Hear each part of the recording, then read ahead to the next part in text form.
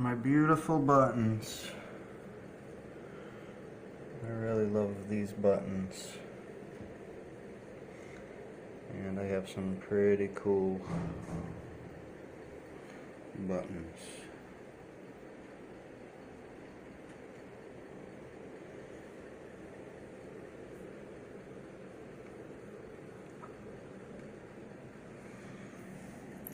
Well, I think the earliest ones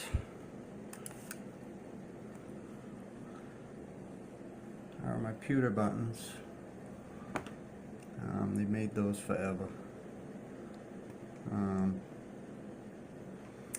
But by about the 1720s, they were starting to switch over to what's called tomback buttons. And tomback is the name of the material. It's just a copper brass alloy. And they usually have like a little nipple on them.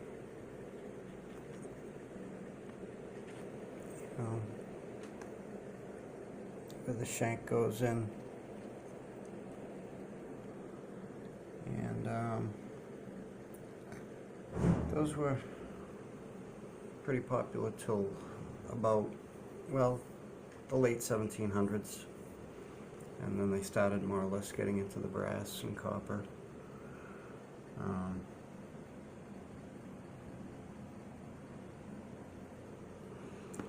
And you don't usually find them with designs on them, but when you do, they're definitely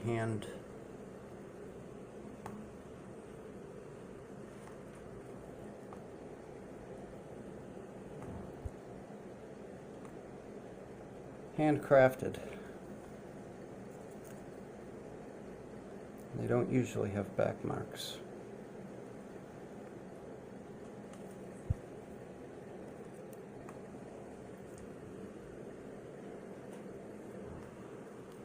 That's one. That's one. Got some real big ones in the back.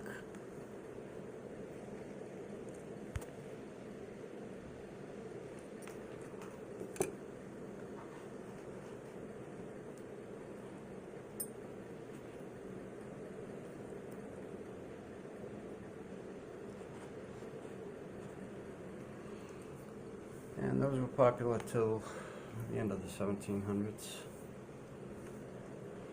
Then we get flat buttons, and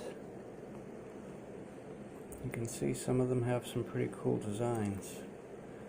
Got the wreath going around, some of them flowers.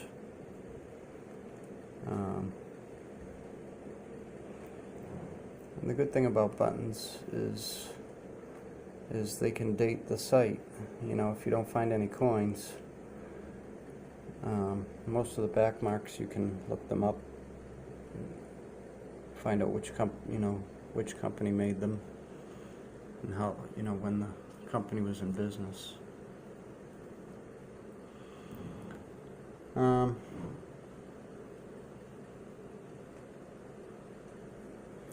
I have one button with a crown on it,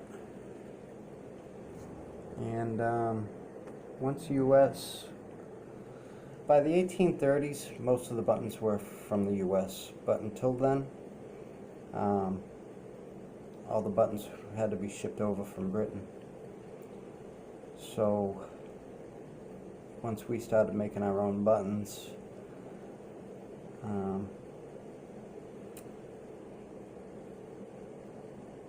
we started putting eagles on them, and Britain started putting crowns on them because they thought their buttons were better than ours, and kind of went back and forth. That's why a lot of these buttons will say double gild, triple gild, because as dull as these buttons all look, they would have all been um, gold and silver, not plated, but they would take a mercury and some gold and make a wash and dip the buttons in them, and then and bake it on. So these would have been, you know, they would have looked like they were plated. You can see some on there. That's a little cuff link.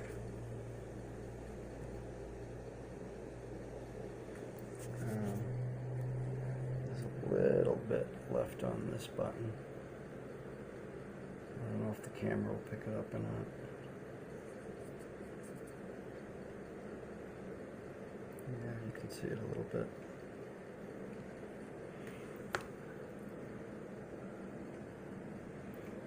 You can see a little bit on that Civil War button.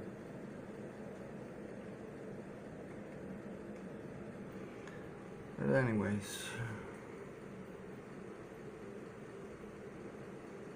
when you're not finding much out there and you pop a button out of the ground with some fancy stuff on it, it can be pretty cool.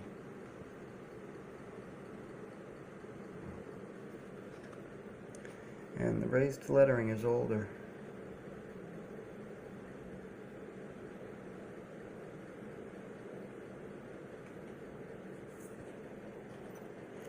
These are what they call dandy buttons, and these went out of style real early 1800s.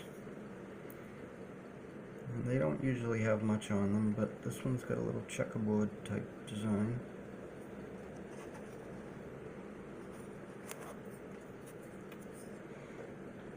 No shank on that one.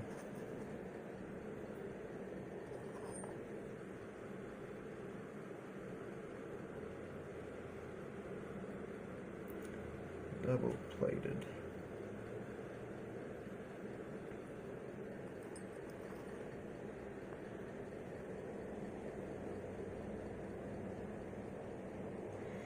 And sometimes they have stuff on them.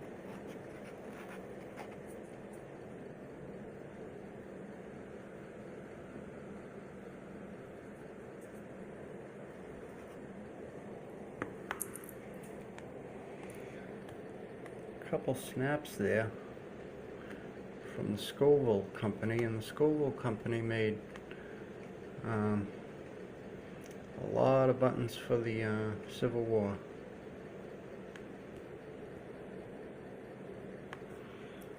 Those cufflinks, I've never found a set, or I haven't yet, but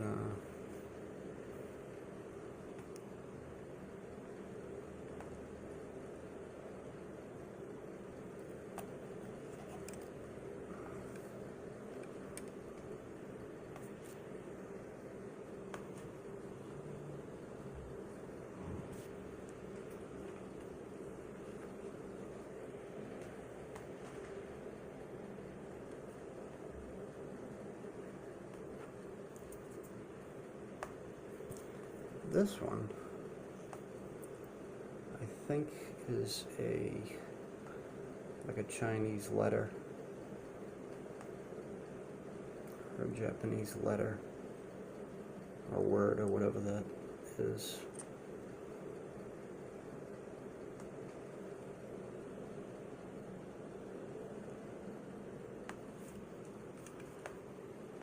Then we start getting into the two-piece buttons. And some of these are pretty early. These are probably mid-1800s. And you can see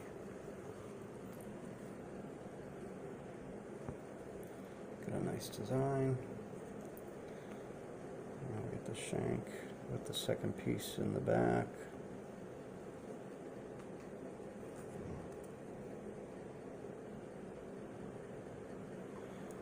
And that's what pretty much all the Civil War buttons are made like. It's a two-piece button.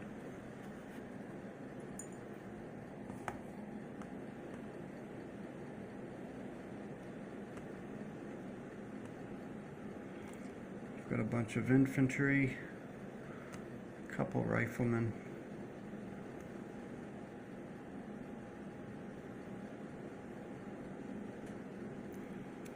This, unfortunately, this is just a fashion button. Iron back. This would have just, you know, been civilian. But those three Great Seal buttons, those are World War II. And the two over here, the smaller ones, those are World War I. And we've got a couple cuff buttons the same. Got a little one there.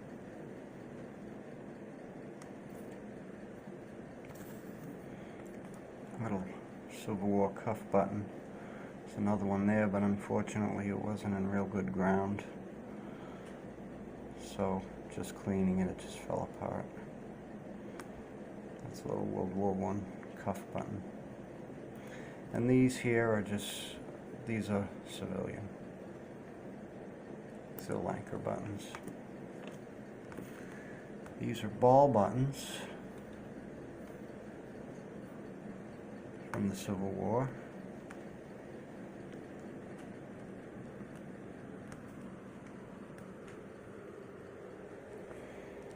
And the buttons with the holes in them, they are called sewing buttons.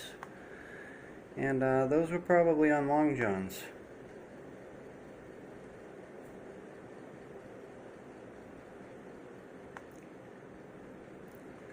Those are stud collars.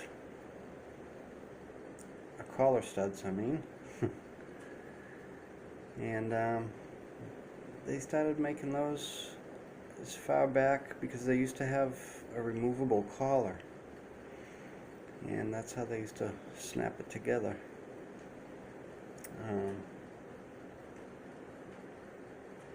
Those could go as far back as the they started making them in 1827. I don't know how old those ones are. And some of these can be pretty cool. I mean, these are probably turn of the century up through the 30s and 40s. Little choo-choo train on there. Big Jack.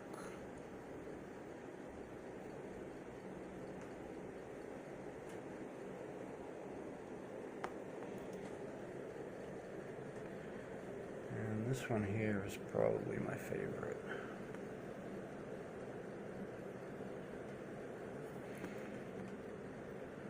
Look at the design on that. It's still got a little bit of gold gild. Somebody paid a little bit for this button. I mean, back then you didn't just buy a shirt with buttons and when the shirt was no good, throw it away. These buttons were used. If you lost one, you were screwed and had to get another one.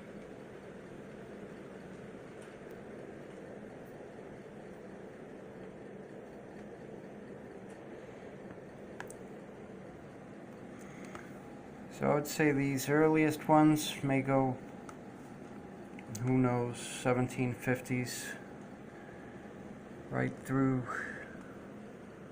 the 1800s, and probably right up to the 40s and 50s.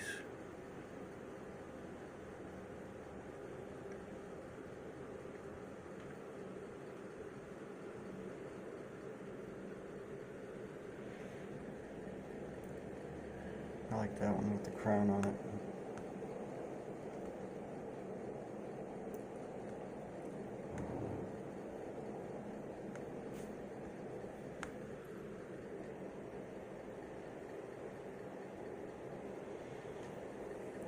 And I don't know if those are glass or maybe a combination of glass. Maybe one could be ivory, porcelain, I don't know. But all those buttons were found at the same site that I found all the Civil War buttons.